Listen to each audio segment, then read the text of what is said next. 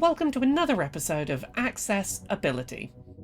I'm your host Laura. I'm an animated depiction of a white woman with bright blue hair, shaved on one side, wearing a black leather jacket, a black t-shirt and black jeans. Originally released for the PS4 back in 2018, Santa Monica Studios' God of War reboot saw the titular character, former God of War Kratos, attempt to provide a better and safer life for his son, while journeying to deliver his wife's ashes to be scattered from a distant mountaintop. Released a couple of years before The Last of Us 2, which saw Sony's first-party studios considerably step up the level of accessibility seen in their titles, the 2018 God of War honestly features very little in the way of accessibility features, beyond some incredibly bare-bones settings offerings. This is, in part, why it was really exciting to hear, back in the summer of 2022, that the sequel, God of War Ragnarok, was going to feature more than 60 accessibility features and settings on release day. Now, both PlayStation and Santa Monica Studios have been unfortunately tight-lipped about exactly which settings are and are not making the cut for Ragnarok in the run-up to the game's release. However, I have recently received an early review copy of the game, and as such can now give you an in-depth breakdown and review of the settings you'll be able to find in the game on release day. My initial thoughts after a couple of days with the game?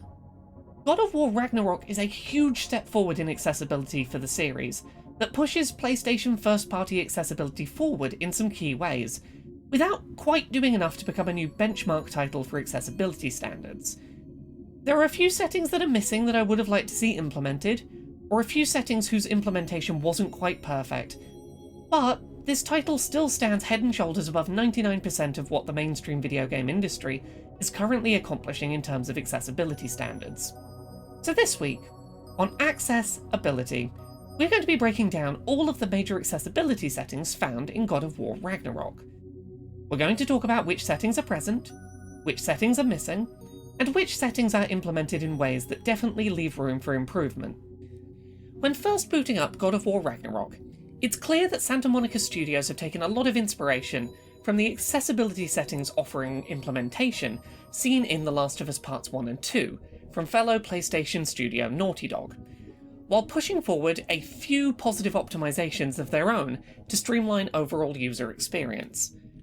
When first booting up Ragnarok, players will be met with a simple screen, allowing for one of two setup experiences on first boot. Players who don't need any accessibility settings switched on can opt to simply calibrate their screen and jump right to the main menu without delay, while gamers with accessibility needs can opt for guided setup, a pathway that, much like The Last of Us, takes players through a series of in-depth menus to calibrate their accessibility experience on that first boot up. This pair of optional paths allows for the accessibility customization from first boot support that was seen in The Last of Us,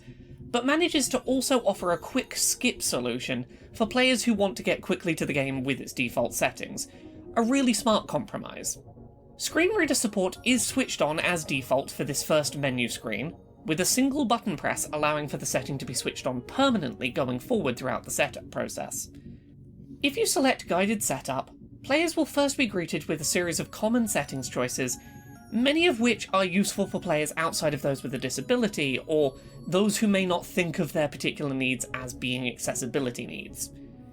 These common settings cover things such as text and speech language, user interface text size, which is separate from subtitle and caption text size and guarantees a minimum size for all text found anywhere in the game, subtitle settings, which are on as default, inverted vertical look control, the ability to switch repeated button taps into holds, some lock-on camera options, traversal assist options, and auto pickup settings. I want to dig into a few of those settings in a bit more depth before we move on, because the degrees of support offered are important to dig into. Lock-on camera, as default, allows you to lock onto an enemy, but breaks that lock when an enemy target dies, when the player starts aiming a weapon, or when enemies use certain special moves. Auto-target, the next setting up, changes things so that lock-on persists and switches to a new target after an enemy dies. It also reacquires that lock-on if it's broken by a move, and allows flicking between enemies to lock onto using your analog stick. Lastly, Auto-Target Plus adds off-screen enemy targeting to the mix, allowing you to always find the next target available to fight. This example of tiered accessibility support persists across a lot of the settings found in Ragnarok, with a default setting, a next setting up that improves accessibility within conventions of other video games in similar genres, with a final top-end option which goes further than that and maxes out the accessibility offered. The same degrees of support are also seen in Traversal Assist, which at the top end maps vaulting, mantling, jumping gaps, descending ledges, crawls, presses and climbs all onto the left analog stick, and Auto Pickup, which at the top end picks up health and rage stones, hack silver, resources and loot drops automatically. Then, after the common settings, God of War Ragnarok offers players a series of accessibility presets, covering vision, hearing, motion reduction and motor categories, each with detailed explanations of the settings they impact. However, in another area where this exceeds The Last of Us, each accessibility preset comes in two varieties, some and full. If you, for example, need some support due to a motor control disability, but not every single option set to full, there is a partial preset which you can look through and see if it might be more useful for your specific needs. From there, if you want to fine-tune your accessibility settings, or simply find your needs change from one play session to the next, you'll be happy to know that, alongside allowing you to dive into a dedicated and in-depth set of settings menus to manually tweak your options, you'll also find that there is an accessibility presets option directly on the main menu screen, allowing for quick swapping between presets without having to find that option buried in settings. Honestly, I really think that God of War Ragnarok does create a new standard for how AAA video games should be onboarding players where possible with accessibility settings offerings. Setup is skippable for players who want to quickly get into the experience, but laid out clearly and cleanly on first boot for those players who need them. A variety of common settings and layered degrees of preset are available, but you're not expected to dig through every single deep dive setting to get to the main menu screen, if the presets already meet your needs. It's a really elegant setup solution, and I really hope that other games look to this for inspiration. With that out of the way, let's dig into the main settings menu and see what settings are on offer for players looking to fine-tune their accessibility experience. Starting in the gameplay settings menu, players can switch on aim assist of varying degrees, either for combat or separately for puzzle objectives that require aiming throws. Puzzles reliant on timing can be slowed down, camera lock-on can be tweaked as previously discussed, and camera behaviour can be altered to do things like tracking groups of enemies when strafing. There are also a whole host of granular gameplay tweaks available, from automating item pickup as earlier mentioned, to making menu button hold prompts faster. Minigames can be switched from precision analog stick movements to simple button presses, repeated button presses can be switched to holds, skill tree navigation can be switched to directional button presses, traversal can be mapped entirely to the left analog stick, tutorials can be altered in density, and weapon sheathing can be mapped in different ways. However, there is one setting in this menu I want to discuss in more depth: navigation assistance. Navigation assistance is a setting introduced in The Last of Us 2 that was pivotal in allowing partially sighted and sightless blind players to better navigate that game. Players could click the right analog stick to be pointed toward plot progress, with modifiers allowing them to instead be navigated towards enemies or collectibles. Players could click in the stick, be pointed towards progress, hear a ping to confirm that they had turned, then walk forward, hearing a distinct separate ping when they'd walked far enough in that direction, and needed to orient themselves again to walk in a new direction. Navigation assist in God of War Ragnarok works similarly, but is inferior in a couple of key ways. Firstly, the setting only navigates the player towards plot progress, and does not feature a way to selectively navigate instead towards collectibles. Additionally, this implementation of navigation assist does not feature the distinct second audio ping to inform the player when they've walked as far as needed in the assigned direction. Without that second ping, players will either need to regularly ping as they walk to keep themselves oriented correctly, or rely on a degree of partial sight to navigate, so that they know when they need to reorient themselves. The system is fundamentally similar to the one seen in The Last of Us, but is clearly not designed to facilitate the same degree of sightless blind player support. In addition, the quality of the pathfinding for navigation assist in Ragnarok is inferior to its implementation in The Last of Us, and is a lot more prone to trying to navigate the player as the crow flies, leading to at times getting stuck on geometry if relying exclusively on the feature for orientation on a path toward progress. To be clear, the setting is still going to be very useful for a lot of groups of players. I myself find it really useful as a player with aphantasia to help keep track of where I am in an environment, but the feature is less fleshed out here than it is in its closest comparison titles. From here, we move on to touchpad shortcuts, a feature I'm really glad to see returning. Players can assign 4 different touchpad cardinal direction swipes to control high contrast mode toggling, HUD visibility toggles, navigation assist, as well as game commands such as Spartan Rage activation, quick turn, and shield strikes. I will get into high contrast mode in a bit more depth later, but the important thing to know for now is that it can be mapped to touchpad swipes, unlike Ratchet & Clank Rift Apart at release, and functions in all cutscenes if desired, not just during gameplay. Lastly, for the gameplay section, Ragnarok features a series of HUD customization options, including visual indicators for where certain thrown objects will bounce,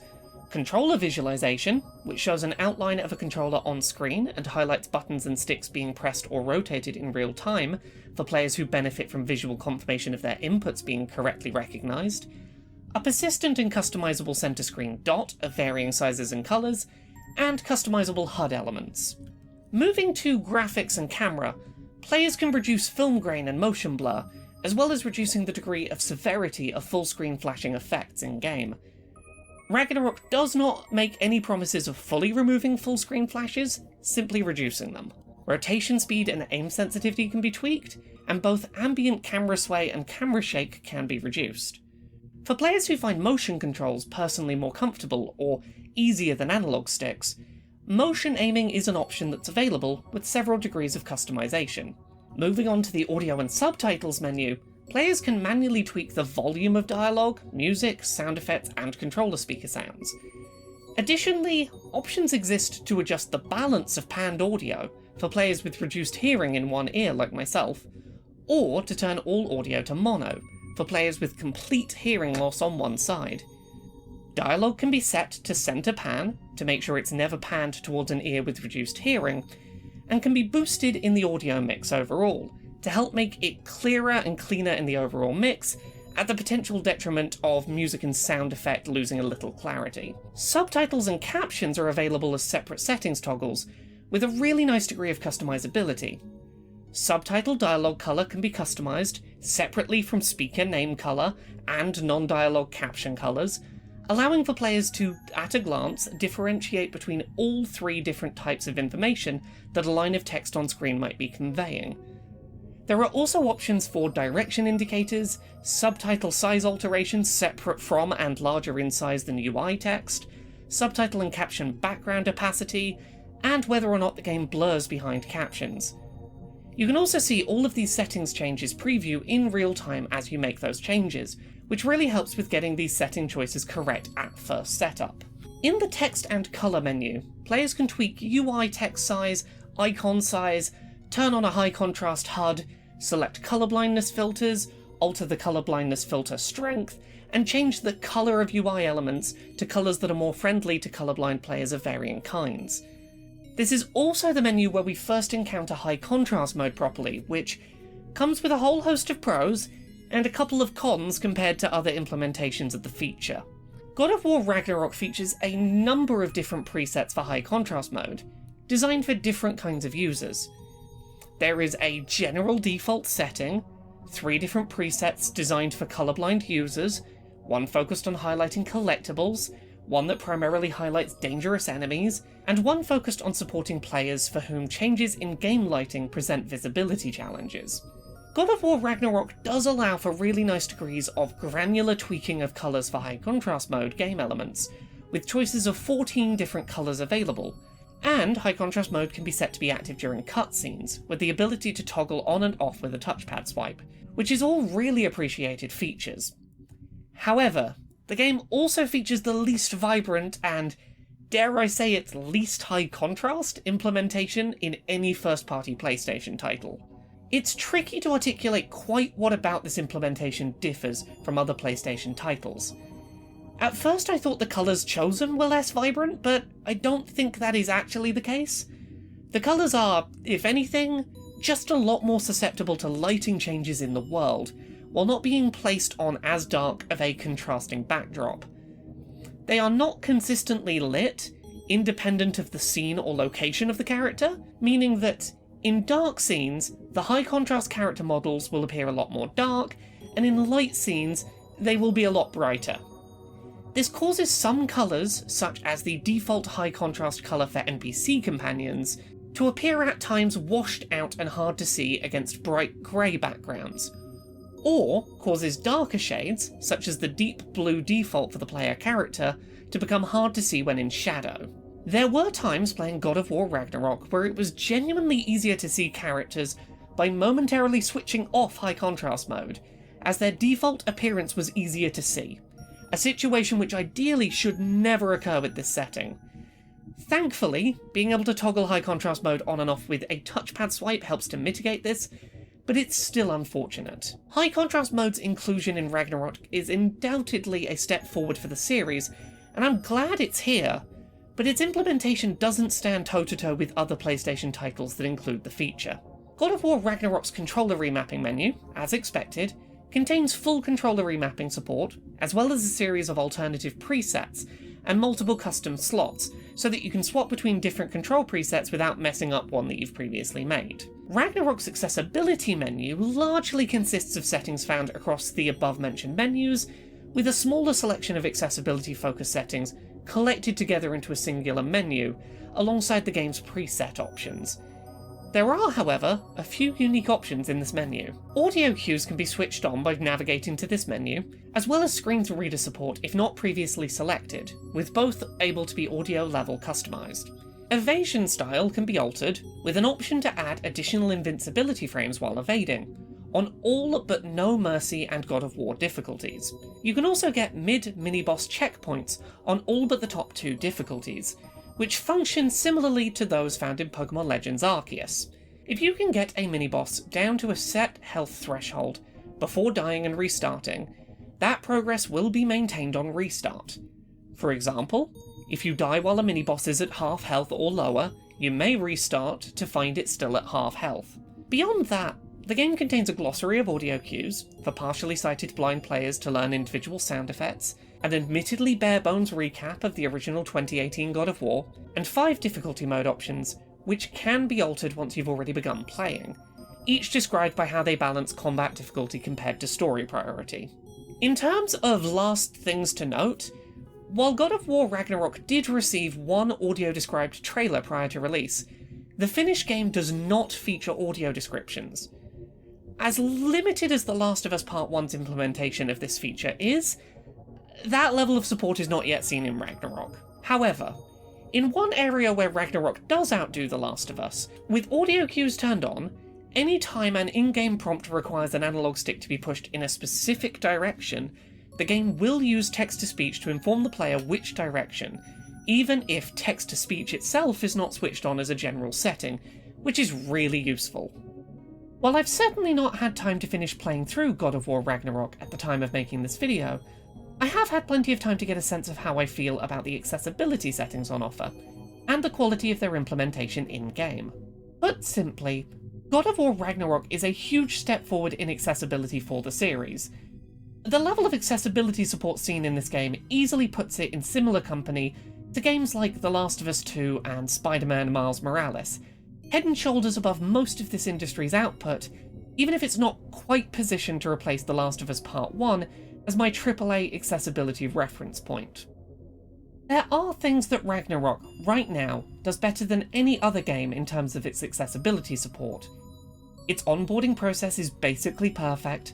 accessibility presets on the main game menu are wonderful to see, and degrees of preset are really nice additions to the formula that Naughty Dog established. But the game lacks in a couple of places, mainly in the vibrancy of its high contrast visuals, the less in-depth implementation of navigation assist, and the lack of newer features such as audio descriptions. When talking about God of War Ragnarok's level of accessibility support, I want to put it in proper context. Sure, The game will be more accessible down the line if it gets ported to PC and opened up to controllers such as the Xbox Adaptive Controller,